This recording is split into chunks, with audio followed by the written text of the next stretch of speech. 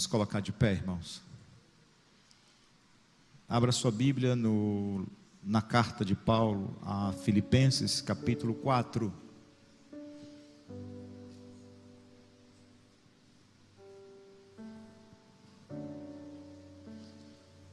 Filipenses, capítulo 4, versos 8 e 9.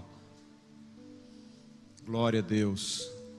Finalmente, irmãos, tudo que for verdadeiro, tudo que for nobre, tudo que for correto, tudo que for puro, tudo que for amável, tudo que for de boa fama, se houver algo de excelente ou digno de louvor, pensem nessas coisas. Ponham em prática tudo que vocês aprenderam, receberam, ouviram e viram em mim, e o Deus da paz estará com vocês. Pai, te louvamos e te exaltamos, glorificamos o teu santo nome. Ó Deus, nos rendemos diante de ti, da tua palavra nesta noite. Mais uma vez, ó Deus, nós te suplicamos, fala conosco, Senhor, pois somos carentes demais deste alimento, ó Deus. Recebe nessa noite nosso louvor, a nossa adoração. Derrama sobre nós, Senhor, da tua graça, das tuas maravilhas, dos teus sinais. Ó Deus, e a nossa alma nesta noite saia daqui, Senhor, jubilosa, cheia de alegria, com a certeza, Senhor, de ter ouvido a tua voz. Assim te pedimos, Pai, com fé te agradecemos. Amém. Graças a Deus. Bendito é o nome do Senhor para sempre. Tema desta mensagem: os cuidados com a mente. Os cuidados com a mente. As nossas ações são motivadas pelos pensamentos dominantes. Os pensamentos dominantes são aqueles que são mais alimentados. Não são poucos os textos da palavra de Deus que nos ensinam a pensar corretamente. Isso mesmo, a palavra de Deus, tanto no Antigo Testamento quanto no Novo, nos instrui a pensarmos de forma correta. Talvez alguém diga: eu sou livre, posso pensar no que quiser, do jeito que eu quiser e quando quiser. Isso parece uma declaração de liberdade, e é mesmo, porém, não pertence a um crente liberto, mas sim a um crente dominado pela carne e suas paixões. A palavra de Deus não silencia quanto ao ensino sobre o pensamento humano. Esse é um tema constante na palavra de Deus. Ao contrário do silêncio, ela fala e fala alto. Ela nos adverte veementemente para uma vida sóbria, vigilante e pura. E não há outra forma disso acontecer sem que haja uma mudança na forma de pensar e no que pensar. A nossa negligência tem sido muito grande nesta área. Ao longo dos anos, temos encarado isso como inofensivo, ou pelo menos não tão ameaçador. Devemos lembrar, meus amados irmãos, não só de vez em quando, mas devemos lembrar diariamente das palavras de Jesus, quando disse: o que sai do homem é o que o torna impuro. Marcos 7 e 20. O apóstolo Paulo também coloca condições para que o crente experimente a boa, agradável e perfeita vontade de Deus, ao escrever aos Romanos capítulo 12, versículo 2, que somente com a mudança de mentalidade podemos provar da perfeita vontade de Deus. O profeta Isaías, pregando ao seu povo Israel, ele falou bem alto sobre conversão e disse que era necessário que o homem renunciasse os seus maus pensamentos para ser perdoado. Isaías 55:6. Isto posto, meus amados, entendemos com urgência a necessidade de melhorarmos a qualidade dos nossos pensamentos, que estão sempre a dominar as nossas vontades. Como disse no início desta introdução, que nós temos não só pensamentos, nós temos uma variedade de pensamento, pois tudo que nós fazemos é através da nossa mente, do nosso intelecto. Mas no meio de tantos pensamentos que nós temos, existem aqueles pensamentos que nos dominam, que constroem a nossa vida, que formatam as nossas ideias ou os nossos planos de vida, seja ela espiritual ou material. Mas nós devemos entender que há pensamentos dominantes em nossas mentes, e esses pensamentos vão nortear a nossa caminhada, sendo para o lado positivo ou negativo, mas eles existem na mente de cada um de nós. Não há outra forma mais eficaz para não sermos dominados pelos pensamentos refutados pelo Espírito, do que a indicação do próprio texto no versículo 8, quando diz que devemos buscar em nossos pensamentos verdade, nobreza ou justiça, tudo que for correto, tudo que é puro, de boa fama, amável, tudo isto são antídotos para combater, refrear os pensamentos que contrariam a nossa fé. A força dos pensamentos dominantes é uma das forças mais poderosas que há no homem. Pode ser para o bem ou para o mal, para a santidade ou para a pureza, para a vida ou para a morte. Sendo assim, meus amados, não há como proibir pensar, nem mesmo nós podemos nos proibir de pensar em algum momento, porque pensar é a liberdade que Deus nos deu, é o livre arbítrio. Mas se nós não somos proibidos de pensar, o que nós devemos fazer para termos pensamentos saudáveis? O que a palavra nos ensina não é a proibição ao pensamento, mas aprender a direcioná-los. E como isso é possível? Como é possível nós direcionarmos melhor os nossos pensamentos? Como podemos alcançar pureza, santidade na nossa mente? O apóstolo Tiago diz na sua carta, no primeiro capítulo, versículo 14, que cada um é tentado pela sua própria cobiça, quando esta o atrai. Então entendemos que a cobiça não existe por si só, ela tem que ser alimentada. E como é que nós podemos alimentar a cobiça?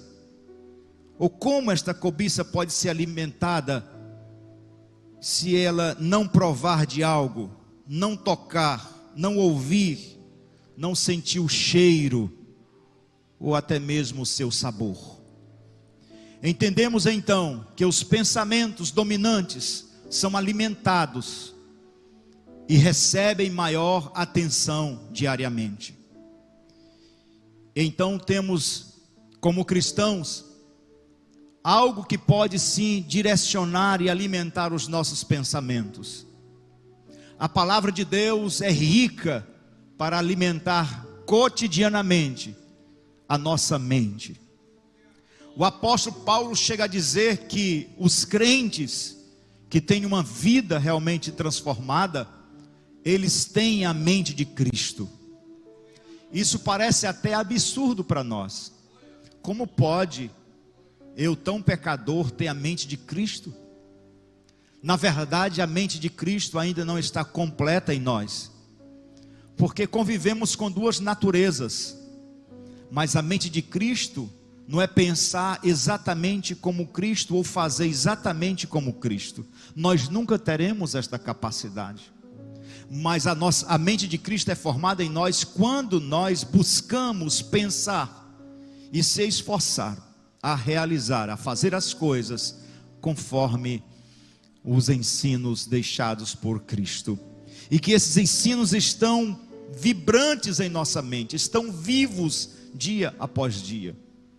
Que não é visto apenas como conhecimento, mas algo que alimenta a alma, que faz parte do nosso intelecto, que permeia, que inunda, que encharca a nossa mente, de tal forma que não conseguimos pensar, ver a vida e realizar qualquer coisa, se não for com uma mente voltada para a palavra de Deus. No verso 8 que nós lemos, do texto que acabamos de ler, o apóstolo Paulo nos dá uma orientação correta para desenvolvermos para o desenvolvimento de uma mente nova e pura. Ele lista 6 princípios aqui nesse texto. Talvez você nem tenha percebido ainda, mas Paulo lista 6 princípios neste versículo 8, e que estes princípios sendo levados em consideração, nós vamos ter sim 6 caminhos para percorrermos, ou para os nossos pensamentos percorrerem. São eles: verdade, respeito ou honra, ou nobreza, dependendo da versão, mas eu vou usar aqui a palavra respeito. Terceiro, justiça. Quarto, pureza. Quinto, amor. Sexto, reputação ou boa fama. Esses 6 princípios são agora listados pelo apóstolo Paulo, para que a nossa mente não fique vagueando, sem um direcionamento. É estranho, irmãos, quando a gente conversa com um crente, e a gente percebe que os pensamentos dele estão desorganizados. E uma pessoa com pensamentos desorganizados, ou contrários à palavra de Deus, a sua vida também é desorganizada, porque não tem como a mente andar para um lado e o corpo para outro, ou as suas emoções para outro. O nosso corpo e as nossas emoções, os nossos sentimentos obedecem àquilo que é processado na mente. Então, quando os pensamentos de uma pessoa estão perdidos, desorientados, desorganizados, viciados em algumas coisas errôneas, a vida desta pessoa também será completamente desorganizada, improdutiva, sem foco, sem direção. Por isso a Bíblia nos ensina muito sobre essa questão da mente, dos pensamentos. Caso contrário, nós seremos escravos dos pensamentos meramente humanos e carnais. o apóstolo diz que nós somos quase que obrigados a pensarmos nas coisas que são do alto e não nas que são da terra. Eu estou falando quase que obrigados, porque se nós não pensarmos nas coisas do alto, seremos movidos e dominados por coisas deste mundo presente. Neste texto aqui, irmãos, vemos então esses 6 princípios que se colocam como regra para nós alinharmos a nossa forma de pensar. Primeiro, vamos falar sobre verdade. Verdade não é algo admirável ou que cause espanto na vida de um cristão.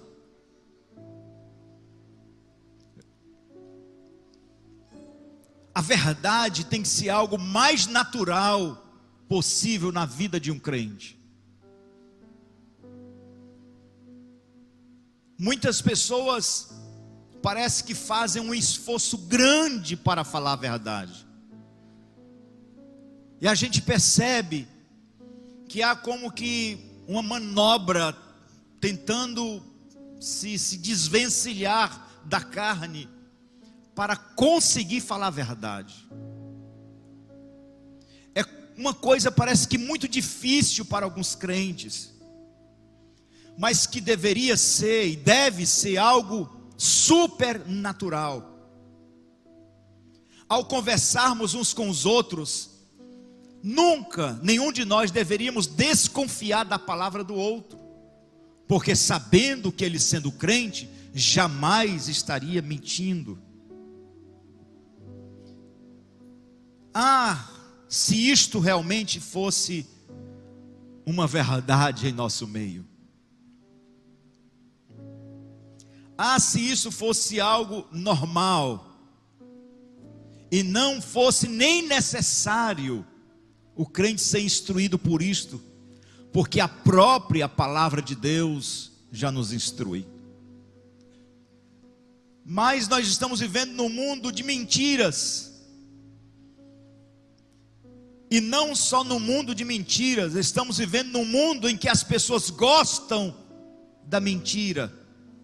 Porque se a mentira fosse algo visto como muito ruim, muito danoso, as pessoas recusariam, não queriam ter contato. Mas a mentira, embora sendo algo tão perigoso, tão destrutivo, ela é bem recepcionada por muitas pessoas e muitos crentes. Mesmo sabendo de forma tão clara na palavra que a mentira é um pecado mortal, muitos crentes às vezes se apegam a coisas que não estão definidas na Bíblia como pecado. Não sei se os irmãos conseguiram compreender, mas eu vou tentar aqui melhorar ainda a explicação. Muitos irmãos assembleianos acreditam mais em pecados que não estão definidos como pecados na Bíblia do que aqueles que estão bem definidos desde o princípio, do Antigo ao Novo Testamento, que está na cara que é pecado. Como por exemplo a mentira. E às vezes nós encontramos pessoas ou crentes tão adeptos ao tradicionalismo ou ao costume, que coloca o costume acima de princípios estabelecidos, que dependem da sua observação para entrar no céu. E isso às vezes é deixado de lado e se dá prioridade a coisas que foram inventadas muitas vezes por pessoas que nem ocupavam cargos de liderança, mas através de experiências espirituais. Eu já vi pessoas, e não só pessoas, mas grupos de pessoas em determinadas igrejas, que passaram a pregar determinadas coisas, não a partir da palavra ou do ensinamento do próprio pastor, mas por causa de um sonho ou por causa de uma suposta revelação divina. Mas interessante que isso que é passado como mandamento, como regra, e é obedecido às cegas, em detrimento àquilo que já está estabelecido como princípio que não pode ser violado. E falar a verdade, ser verdadeiro, é algo que tem que ser visto como natural, fácil. Para o crente, deve ser difícil falar a mentira, e não ser difícil falar a verdade. Ele deve realmente ter assim uma briga muito grande para não falar a verdade. Ele deve ter passar por um sufoco grande se ele se vê numa situação que seja obrigado a omitir a verdade. Aí sim é um sofrimento. Mas é o contrário, muitos têm um sofrimento grande para falar a verdade. Mas o Espírito Santo de Deus está vendo. E se assombre por causa disto. E fique com medo por causa disto. Porque Deus, Ele não trata o mentiroso da mesma forma que trata o verdadeiro.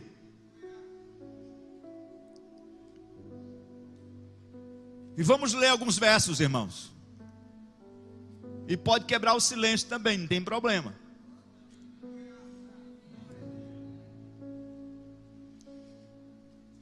Vamos ler o que Paulo diz aos Efésios no capítulo 4, versículo 25. Portanto, cada um de vocês deve abandonar a mentira e falar a verdade ao seu próximo, pois todos somos membros de um mesmo corpo. Aí eu estou falando aqui hoje sobre qualidade de pensamento. Se você tem amizade com a mentira, os seus pensamentos percorrerão o caminho da mentira. Aí tem irmão que chega e diz assim: pastor, eu estou com os pensamentos aí meio assim, assombrosos. Eu pelejo para parar de pensar e não consigo. O que você está tendo contato durante o dia é mais com a verdade ou com a mentira? Se você tem mais contato, mais afinidade com o irreal, com o falso, com a mentira, os seus pensamentos ficarão viciados, ficarão habituados e encarar a mentira como algo natural. Mas a mentira no coração, na mente de um crente, deve ser visto como um intruso, como algo que vem para contrariar aquilo que está em você, porque o Evangelho de Cristo Jesus é a verdade. E quando Jesus diz assim: conhecereis a verdade, e a verdade vos libertará, está dizendo que não há libertação sem verdade. Não há libertação sem verdade. E se você se acha um crente liberto, aprenda a falar a verdade, porque caso contrário, você nunca será livre, porque a mentira é um senhor que escraviza, e os seus pensamentos ficarão atrelados, alienados a essas mentiras, que você terá dificuldade para falar a verdade e ser sincero com as pessoas. Então Paulo está dizendo que nós devemos direcionar os pensamentos. A minha natureza, a sua natureza caída, pecaminosa, a tendência é de sempre procurar um jeito. Só que hoje eu não tenho mais só a minha natureza adâmica. Na verdade, essa natureza tem que ficar no nível muito baixo. E a natureza de Cristo está de maneira elevada até chegar na minha mente, e não apenas nas minhas emoções. Pois aqueles crentes emocionais, sentimentalistas, aqueles sensacionalistas, a verdade chega nas emoções, mas o intelecto, a mente ainda está apodrecida. E Paulo está dizendo aqui, não está falando sobre emoção, não está falando sobre coração, sentimentos. Ele está falando em pensamento. Ele diz: nisto pensai. O pensamento do crente deve percorrer o caminho da verdade. Se os seus pensamentos, se a sua lida é com a mentira, é com a falsidade, saiba que você terá dificuldade de ser realista, verdadeiro e sincero com o seu irmão. Vem salgado mesmo o negócio hoje, irmãos, não tem problema não, viu? Vai engolindo aí. Glória a Deus. Verdade, é nisso que nós devemos pensar. Nos versos anteriores a esse que eu li agora em Efésios, os versos 22 a 24, Paulo diz assim: quanto à antiga maneira de viver, olha, aqui está falando ao passado, quanto à antiga maneira de viver, vocês foram ensinados a despir-se do velho homem, da mentira, né? Do engano, que se corrompe por desejos enganosos, a serem renovados no modo de quê? No modo de pensar, e revestir-se do novo homem. O novo homem é Cristo Jesus em nós, irmãos, criado para ser semelhante a Deus em justiça, em santidade, proveniente de quê? Da verdade. Aleluia, glória a Deus. Nós fomos ensinados a se despir, a abandonar o velho homem. Não vem com a desculpa aqui dizendo: não, é porque meu pai mentia muito. Outro vem dizendo: não, é porque lá em casa a gente sempre foi assim. Não, isso aqui é hereditário. Filho, isso é maldição do Egito ainda, na tua vida. Você está acostumado com as misérias do mundo. Você tem que dizer para você mesmo: isso não me pertence mais, porque isso pertence à velha maneira de viver. Hoje eu sou nova criatura, as coisas velhas ficaram para trás, e a tua mente se fez nova, para você ser verdadeiro. Aleluia. Mas eu vou caminhar, que senão não dá tempo eu falar as 6. Ele fala aí o segundo princípio que Paulo lista aqui: tudo que é respeitável, tudo que é honroso, tudo que é digno, no mesmo sentido. Nós devemos pensar em tudo que é verdadeiro, devemos pensar em tudo que é honroso. Se a sua vida, nas suas ações, nas suas obras, que aqui é na prática,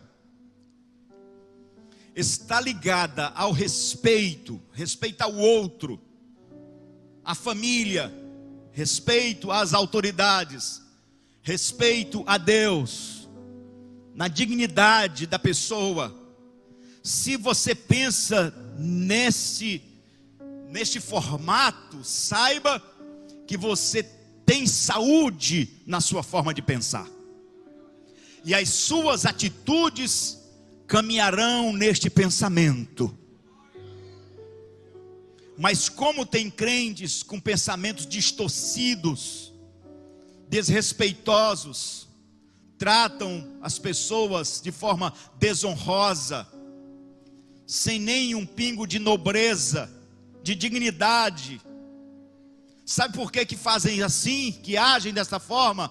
Porque não pensam em honra, e quando pensam em honra para si mesmo e não para os outros.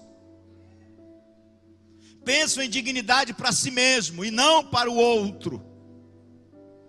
Mas Paulo está dizendo: é nisso que vocês devem pensar, é neste viés da honra, do respeito, que os pensamentos de vocês devem ser alimentados. Mas vamos ler o que ele diz a Timóteo na sua primeira carta, capítulo 2, versos 2 e 3, Paulo diz assim: pelos reis e por todos os que exercem autoridade, para que tenhamos uma vida tranquila, pacífica, com toda piedade e dignidade. Isso é bom e agradável perante Deus, nosso Salvador, que deseja que todos os homens sejam salvos e cheguem ao conhecimento da verdade. Paulo está dizendo que este é um comportamento do cristão. A nossa forma de tratar as pessoas, de ver a vida, deve passar por esta linha. Paulo diz ainda, aí no capítulo 3 da mesma carta de Timóteo, vire a página no capítulo 3 e versículo 4, e ele diz que ele deve governar bem a sua própria família, tendo os filhos sujeitos a ele, com toda dignidade. Isso é uma recomendação para os líderes. Em Tito, Paulo também fala sobre isso, no capítulo 2 e verso 2, vai um pouquinho para frente, na sua Bíblia aí, capítulo 2, verso 2 e 7, diz assim: ensine os homens mais velhos a serem moderados, dignos de respeito, sensatos, sadios na fé, no amor e na perseverança. No verso 7 ele diz: em tudo seja você mesmo um exemplo para eles, fazendo boas obras. Em seu ensino mostre integridade, sinceridade. O que Paulo está dizendo que aquele que serve, aquele que lidera, deve andar com dignidade, com respeito, com honra. Ainda no mesmo livro, no capítulo 3 e versículos 8 a 11, ele diz assim: fiel é esta palavra, e quero que você afirme categoricamente essas coisas, para que os que creem em Deus se empenhem na prática de boas obras, tais como são excelentes e úteis aos homens. Evite controvérsias tolas, genealogias, discussões e contendas a respeito da lei, porque essas coisas são inúteis e sem valor. Quanto àquele que provoca divisões, advirta uma vez, a segunda vez, depois disso, rejeite-o. Você sabe que tal pessoa se perverteu e está em pecado, por si mesma está condenada. Irmãos, essas palavras são fortes porque aqueles que gostam de divisões, de contendas, que gostam de se envolver em conversas tolas, aqueles que gostam de discussões, às vezes até de assuntos que eles mesmos não entendem, essas pessoas estão se envolvendo em confusões tolas, porque os pensamentos estão voltados a essas coisas. Estamos vivendo um tempo hoje muito difícil, nesta guerra ideológica no Brasil, muitos crentes ainda envenenados por tantas bobagens, tantas mentiras, e eu não consigo olhar para um crente que prega a verdade, que clama, que grita por verdade, que o evangelho é a verdade, e se envolve até o pescoço com homens mentirosos e ladrões, corruptos de alto nível, de forma que se envolve porque as suas mentes ainda não foram libertas. Isso é um problema de pensamento, não é só uma questão política, é porque a mente ainda está corrompida, não foram livres completamente da mentira e do engano. E olhar para um ladrão é como se olhasse para uma pessoa comum. Foi como aquela multidão que, olhando para Jesus, disseram: não, nós não queremos o justo, nós não queremos este que curou, a este que é conhecido como o homem que fez o bem, nós queremos é o bandido. Nesse tempo nós estamos vivendo tantos problemas, irmãos, porque nós crentes estamos tendo a oportunidade de fazermos a separação entre aquele que mais se aproxima da verdade e o que está mais envolvido com a mentira. É um tempo que a igreja do Brasil vive para mostrar que é luz e que é sal da terra. Aleluia. Mas Paulo está dizendo ainda: pense em tudo que é justo. Nós deveríamos pensar em algum tipo de injustiça? Aí eu faço uma pergunta assim, meio um trocadilho. É justo o crente pensar na injustiça? É justo o crente viver envolvido com injustiças desta vida? É honroso, é nobre, é digno para nós? Ou somos sal e luz de fachada?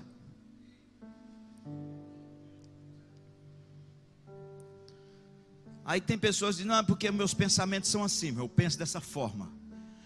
Irmãos, isso é muito perigoso.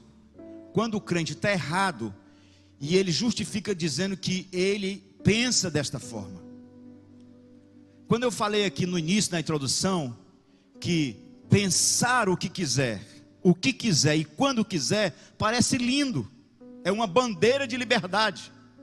Só que hoje, como verdadeiro cristão, eu não posso achar isso tão natural, embora sendo um direito. Mas Paulo fala sobre isso, que nem tudo que se pode fazer é digno de se fazer. Ou seja, mesmo eu tendo a liberdade para pensar qualquer loucura da vida, os meus pensamentos devem passar pela palavra, porque eu sou escravo dela. Paulo diz que nós somos escravos da justiça. E se você é crente, não está disposto a ser escravo da palavra, o escravo de orelhas furadas é o escravo voluntário, que diz: eu não quero mais andar segundo os meus próprios pensamentos, eu quero andar segundo os pensamentos de alguém que é justo, que é verdadeiro, que é fiel, que é santo. Aleluia. Eu não posso dar cordas aos meus pensamentos carnais, não posso dar cordas aos meus pensamentos humanos e materialistas. Eles devem estar cativos à mente de Cristo, que foi implantada em mim. Aleluia. Por isso, nós devemos pensar de forma justa. De forma justa. Se pensarmos de forma injusta, seremos injustos. Não tem como a gente pensar uma coisa e ser outra. Se os seus pensamentos estão envolvidos com o princípio de justiça, naturalmente você pratica a justiça. Naturalmente. É algo natural da sua nova pessoa em Cristo Jesus. E a gente poderia ler tantos versículos lindos aqui, irmãos, sobre isto. Mas eu vou ler só lembrar em Mateus 5,16, lá nas bem-aventuranças, quando Jesus disse que bem-aventurado aquele que tem fome e sede de quê, irmãos? De justiça. Então isso deve ser uma sede, uma fome e sede. Pense em duas coisas, irmãos, que são vitais para a vida. Você não consegue passar dias sem comer, sem beber, consegue? Não. Vai à falência. Você morre sem comida e sem bebida. E bem-aventurado esse que tem fome e sede. De quê? De justiça. Crente que não tem nem fome nem sede de justiça, ele não entendeu ainda o que é evangelho. E tem gente no meio da igreja que fica esperando uma oportunidade para se dar bem em cima do outro. Quem espera uma oportunidade para passar a perna no outro, para mentir para o outro, para enganar, ser infiel, é porque ainda vive com os pensamentos moldados pelo Deus desse século, não por Jesus. Não diga que você é crente se você anda com mentira, com injustiça e com falsidade. Não diga para ninguém. Não fale que você é crente se você tem a prática da justiça na sua vida, porque é vergonhoso. É vergonhoso você levantar a bandeira dizendo que é da Assembleia de Deus, com maior orgulho, minha igreja é centenária, e todo manchado, todo feio, com as vestes manchadas, sujas, pela mentira, pelo engano, pela desonra, pela injustiça. Não fale. Por isso que muitos não têm coragem de se identificar como cristão na rua, porque não tem coragem de passar de frente ao comércio de fulano de tal, porque não tem coragem de falar com fulano porque brigou com cicrano. Aí fica essa bagunça toda, os pensamentos, pensando coisa ruim. Aí tem gente que chega: pastor, me ajuda, eu não sei o que eu faço com a ansiedade. Ansiedade está aqui, a palavra, que alimento que está faltando. Aí ficam mandando mensagem.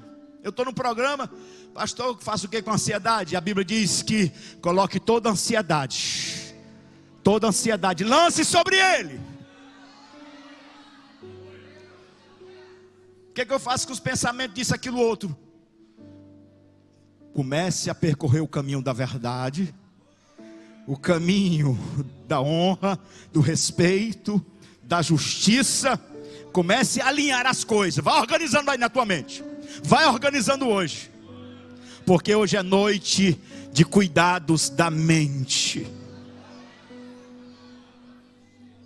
Vamos para a pureza. Vamos para a pureza, irmãos.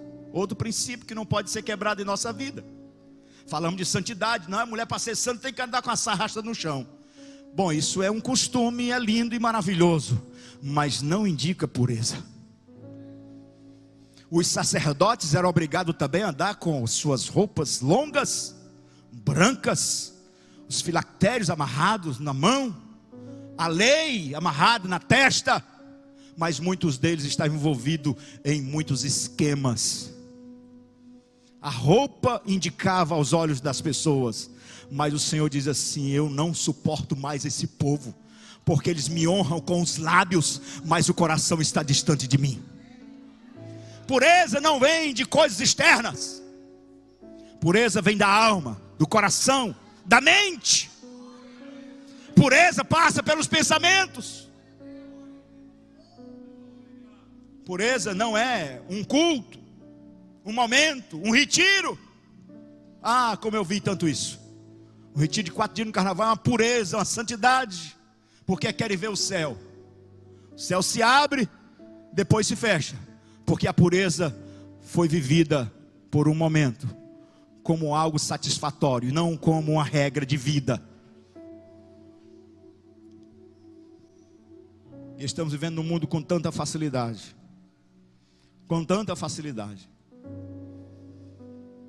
que o diabo a cada dia inventa coisas e mais coisas para que a gente se torne impuro.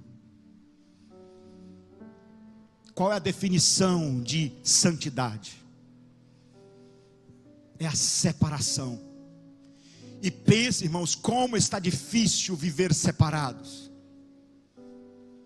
O que é ser consagrado? É separado para uso exclusivo.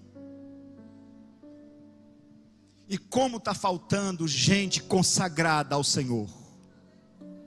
Tem gente consagrada por um ministério, para uma função, mas consagrados para o serviço exclusivo de Deus são poucos. Por isso que está faltando sinais em nosso meio. Por isso que está faltando pregadores. Por isso que está faltando cantores. Por esse motivo que está faltando gente intercessora. Por isso está faltando gente que ora. Por quê? Porque a pureza está indo embora. E por que a pureza vai embora? Porque eu falei que os pensamentos, eles dominantes, são aqueles que são mais alimentados, que têm mais atenção. E como é que se alimenta pensamento? Com o paladar, com o olfato, com a visão, com a audição, com o tato. Tudo que nós tocamos, vemos, ouvimos, todo o contato que nós temos serve como alimento para a mente. Ou você pode ser cobiçado ou ter cobiça por alguma coisa que você nunca viu, não sabe que existe? Não. Nós somos atraídos pela cobiça que está em nós, e ela se torna como que um imã, tentando sempre atrair alguma coisa. É isso que Tiago diz. Mas a pureza não é como um imã que atrai as coisas para perto. A pureza é a força contrária do imã, que expulsa o que não presta, que põe para longe, que vai limpando o caminho. A pureza é a separação, diz assim: fica para longe de mim, não se encosta muito, fique por longe, eu não quero tocar nisso. Por isso, quando nós vamos para o Antigo Testamento, o sacerdote não podia tocar no defunto, ele não podia tocar em coisas imundas ou comer coisas imundas. Isso representava a pureza. Ele não podia beber, estar dominado por vinho. Ele não podia tantas coisas, porque a santidade, a pureza do sacerdócio levítico representava primeiro a santidade e a pureza de Jesus, do ministério divino. Segundo, representa a santidade e a pureza da noiva do Cordeiro, a igreja, aleluia, que não está mais só no lugar santo. A igreja adentrou, aleluia, o lugar santíssimo. Glória a Deus, o véu foi rasgado e nós estamos diante da face do Senhor. Aleluia, glória a Deus. Aí a pessoa chega e diz assim: pastor, eu só consigo pensar em besteira. É porque você só vê besteira, você só come besteira, você só ouve besteira, só vê besteira, você só toca em besteira. Mas se você começar a tocar no que é verdadeiro, se você tocar no que é puro, se você tocar naquilo que é digno, os seus pensamentos tomarão outra direção. Se você tem contato com a pornografia direto, se você tem contato com o que não presta, com as impurezas da vida, sua mente ficará escrava disto. Mas se você tiver contato com aquilo que vem do alto, oh aleluia, você não vai pensar em outra coisa. Todos os seus pensamentos estarão sendo realinhados.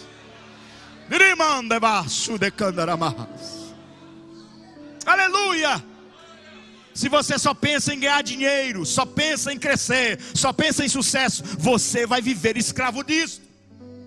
Por isso Paulo diz assim: olha, alguns se desviaram, sabe por quê? Porque estavam querendo ficar ricos. E quem entra nesse caminho se dá mal.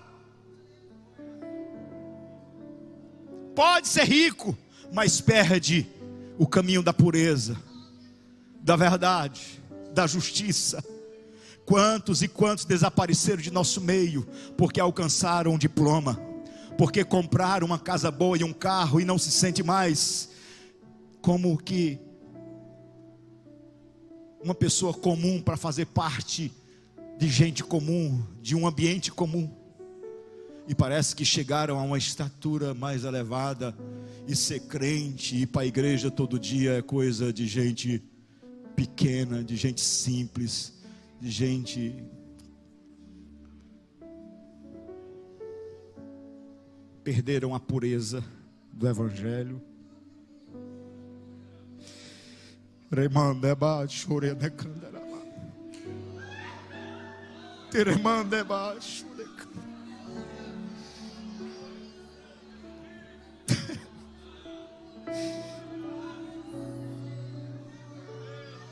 Aleluia.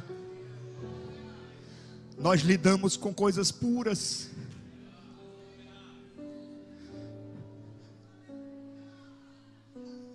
Jesus disse: eu sou o pão da vida que desceu do céu.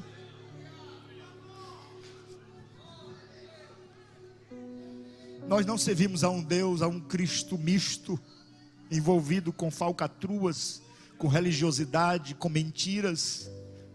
Nós servimos a um Cristo puro, santo, fiel. E ele disse: sejam santos como eu sou santo. Remanda baixo. Estamos vivendo uma época de crentes carnais, materialistas, insensíveis, perderam a pureza do Evangelho. Eu não estou falando só de crente comum, estou falando do novo convertido, até os bispos. Mas Paulo disse a Timóteo, na sua primeira carta, no capítulo 5 e verso 22, não se precipite em impor as mãos sobre ninguém, e não participe dos pecados alheios. Isso é tão interessante, irmãos, e eu gosto tanto desse versículo. Não participe dos pecados dos outros, conserve-se puro. E tem gente colocando a culpa no outro. Não é porque eu estava com ele, não é porque é minha amiga, meu colega, ele está se envolvendo com pecados na escola, na faculdade, no trabalho, mas sempre está dizendo: é porque amizade com fulano, é porque ele me convidou, é porque eu não disse não. E assim ele vai participando da prostituição do outro, do pecado do outro, da mentira do outro. Ele vai se envolvendo de tal forma que ele vai começando a conceber aquele tipo de vida, de pensamento. Juventude. O salmista pergunta no Salmo 119, versículo 9: como purificará o jovem o seu caminho? Como purificará o jovem os seus pensamentos? Pensamentos não podem ser proibidos, eles estarão presentes. Até dormindo nós sonhamos besteira. E Deus não vai tirar pensamento da cabeça de ninguém, mas Ele está dizendo: há uma maneira de você purificar este pensamento, observando a minha palavra.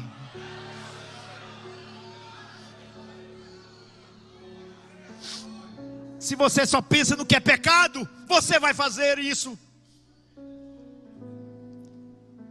Se passa o dia alimentando sua mente com bobagens que chegam na nossa mão de graça. Eu lembro que antigamente, aí faz muito tempo não, mas para você adquirir uma revista pornográfica era a maior dificuldade do mundo. Nem expor na banca podia muito. Nas cidades pequenas nem existia.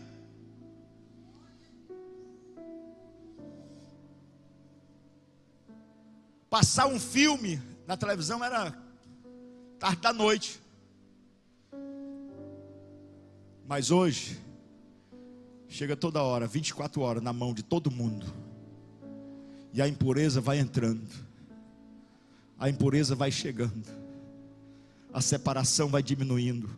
A exclusividade está indo embora. E aí os pensamentos são envolvidos de tal forma. Aí não há virtude nisto. Não há virtude. Mas Ele está dizendo: em tudo que é puro, é nisso que vocês devem pensar. Pastor, mas eu vou passar o dia pensando no céu. Não, filho, não precisa ser. Isso é a interpretação mais pequena, mais baixa possível. Você trabalha, você viaja, você come, você dorme, você executa tantas coisas, e tudo você faz pensando. Estou falando de pensamentos dominantes da sua vida. Como é que está a tua vida sexual? No teu casamento? Como é que você lida com esta área? Como é que você lida com a sua vida aí no seu namoro, no seu noivado? Como é que você lida com tantas coisas? A questão financeira, nos seus negócios, tem pureza lá? Tem pureza? Ou tem muita sujeira? Tem sujeira debaixo do tapete? Está escondendo de trás da porta? Filho, se você pensa desta forma, se você anda assim, não tem jeito, você será cativo desses pensamentos, e a impureza será algo natural em você. O Espírito Santo está pronto. O Espírito está pronto. A carne é fraca, mas o Espírito está pronto. E na hora que você disser assim: Espírito Santo, me ajuda, eu não quero viver isto. O Espírito Santo: eita, meu filho, agora você falou de maneira correta. Eu estava esperando você tomar essa atitude. Eu estava esperando você pensar isso. Eu estou pronto aqui para te ajudar. Eu sou o teu consolador. Eu sou o teu ajudador.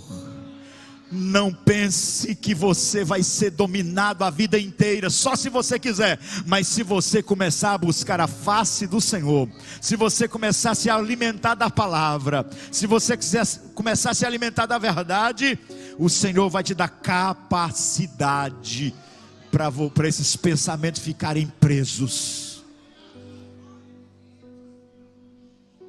Eu só penso em morte. Outro diz, eu só penso em ficar deitado, não tenho mais ânimo. Outro pensa em não sei mais o quê. Pega teus pensamentos e diga assim: agora não, agora eu vou alinhar aqui pela palavra.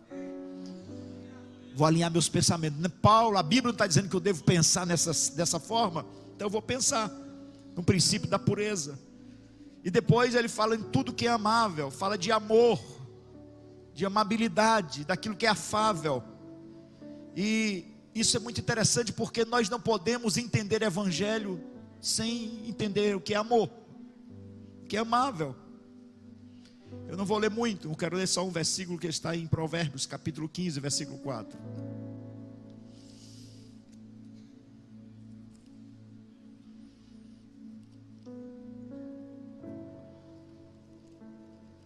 Provérbios 15 e 4.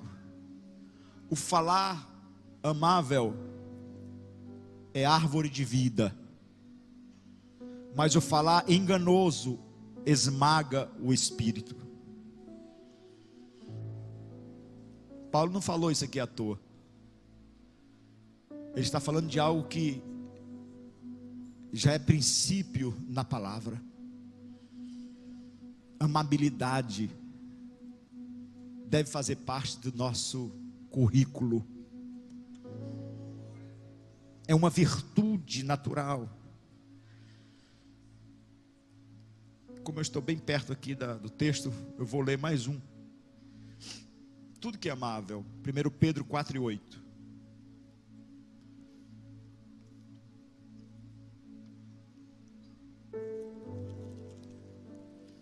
E ele diz: sobretudo, amem-se sinceramente uns aos outros. Porque o amor, veja que expressão linda, porque o amor perdoa muitíssimos pecados. Porque o amor encobre, em outras versões, muitos pecados. Às vezes nós só pensamos em pedir perdão, porque é mais fácil falar me perdoa do que estar disposto a amar. Porque amar é sacrifício, e pedir perdão é apelar para a misericórdia. Você pode ser perdoado e não ser amado, e você pode perdoar sem amar.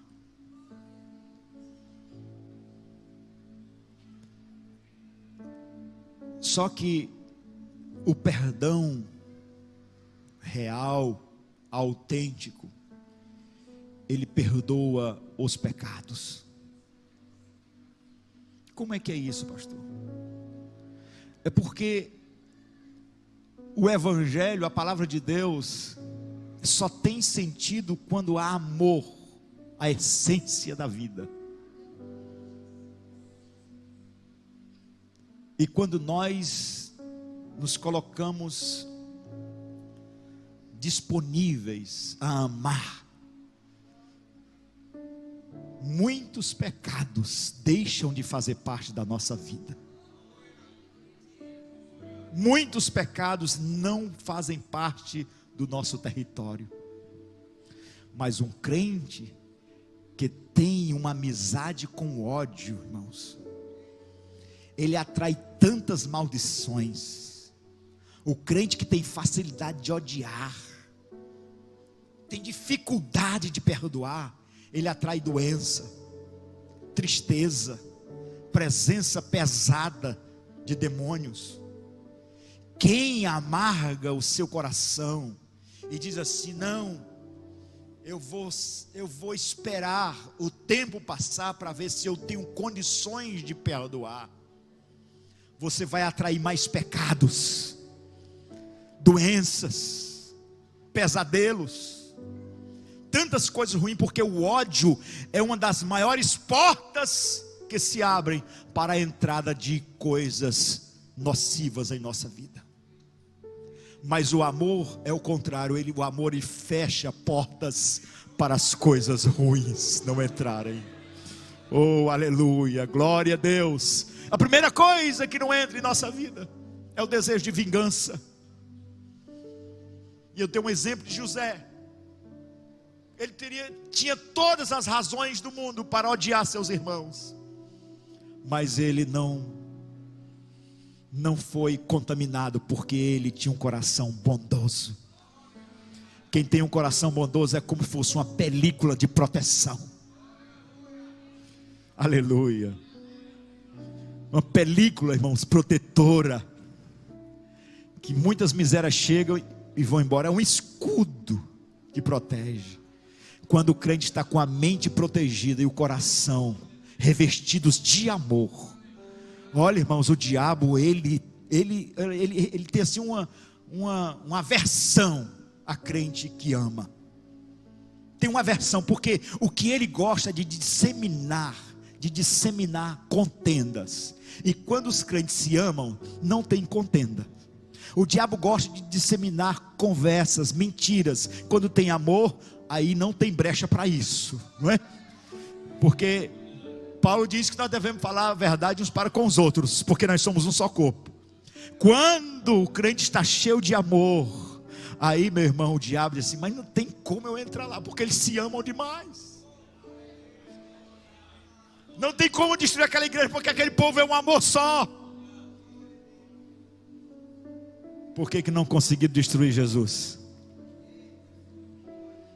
Porque ele era o amor. Jesus não foi assassinado, ele se doou. Ele morreu por amor. Aleluia, glória a Deus, bendito seja o nome do Senhor. Então, se os seus pensamentos não estão dentro desta linha amorosa, amável, de amabilidade, quando as coisas ruins chegarem, você vai pensar também como o mundo, todo distorcido, cheio de curvas. Mas se você estiver alinhado com o amor, por isso que os irmãos estão calados, né? Porque eu já passei da hora. Mas se preocupe não, que antes de 9h30 eu termino.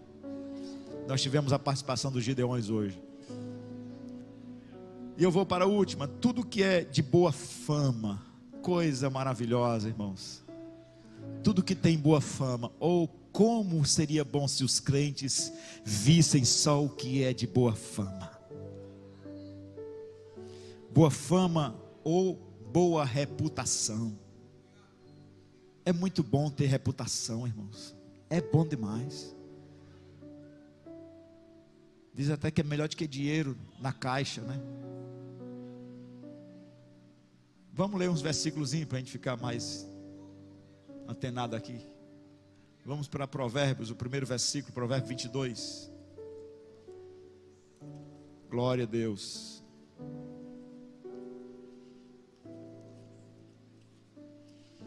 O 22 diz assim, versículo 1: a boa reputação vale mais que grandes riquezas. Desfrutar de boa estima vale mais que prata e ouro. Então, irmãos, a palavra de Deus já está dizendo: pense naquilo que lhe dá boa reputação.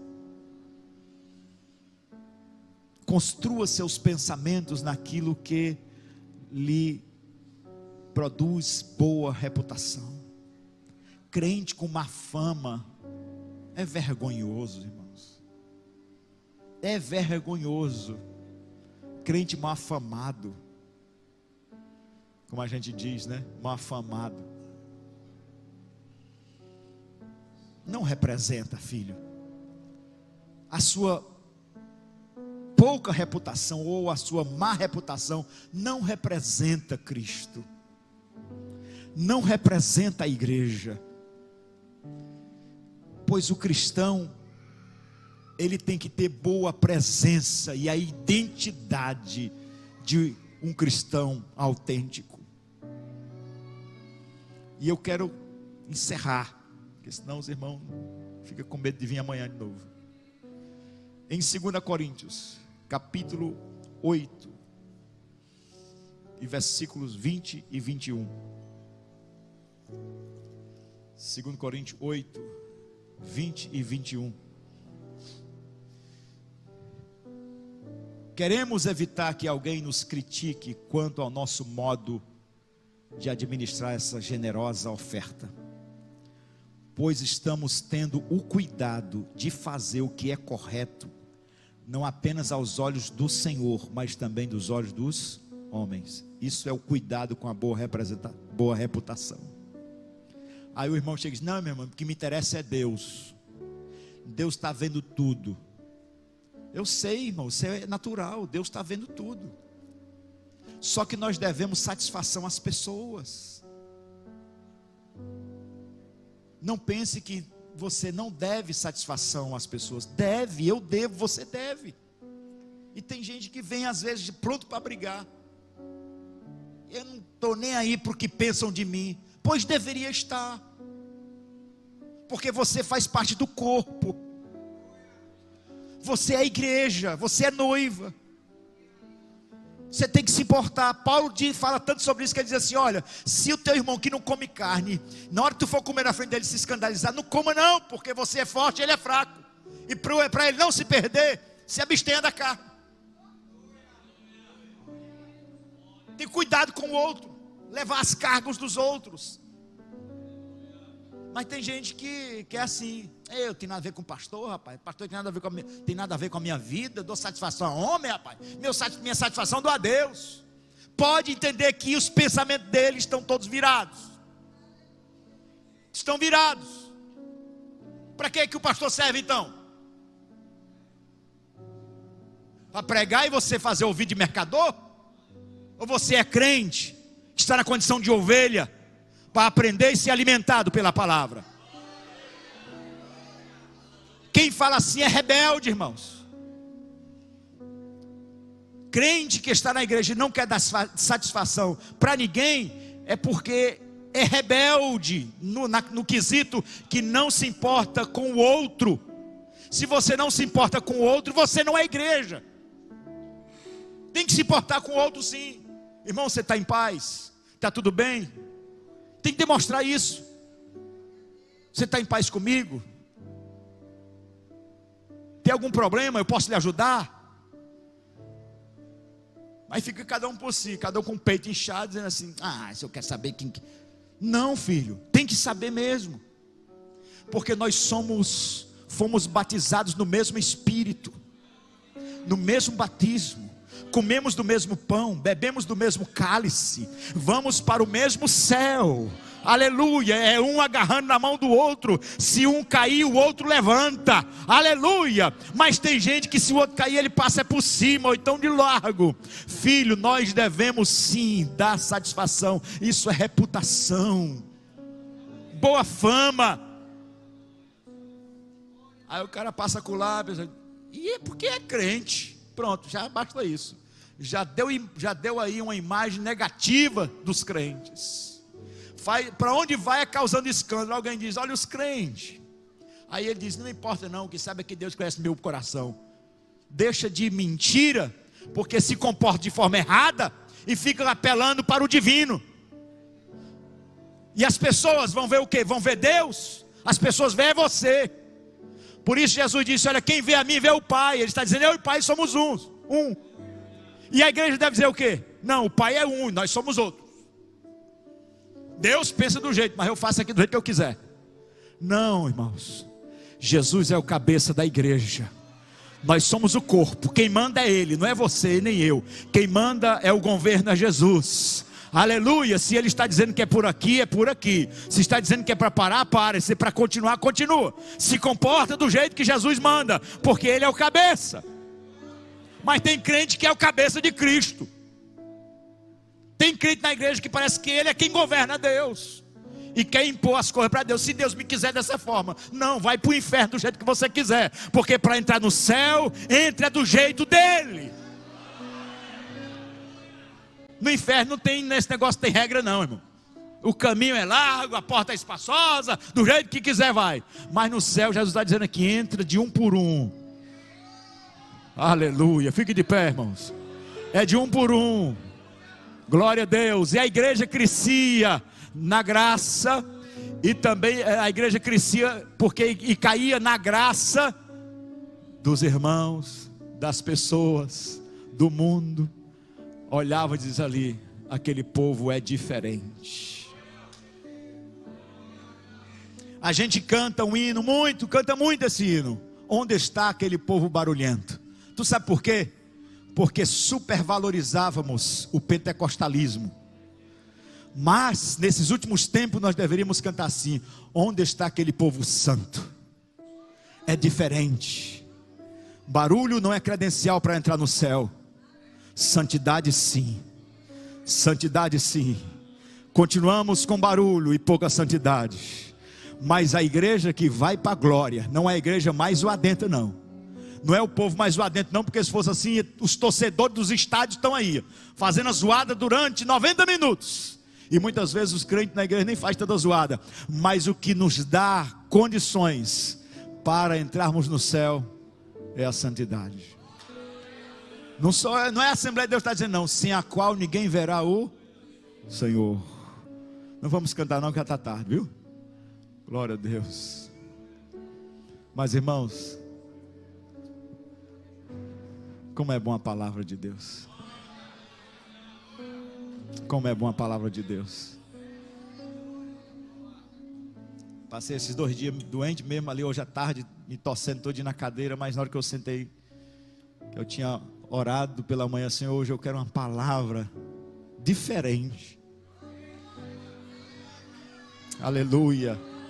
E eu senti tanta graça aqui hoje, irmãos, tanta emoção na minha alma, porque eu sei sim, que quando eu sentei o texto veio, aleluia, glória a Deus, senti graça aqui, uma autoridade para falar sobre isso nesta noite. Volte para casa com a certeza que Deus falou com você.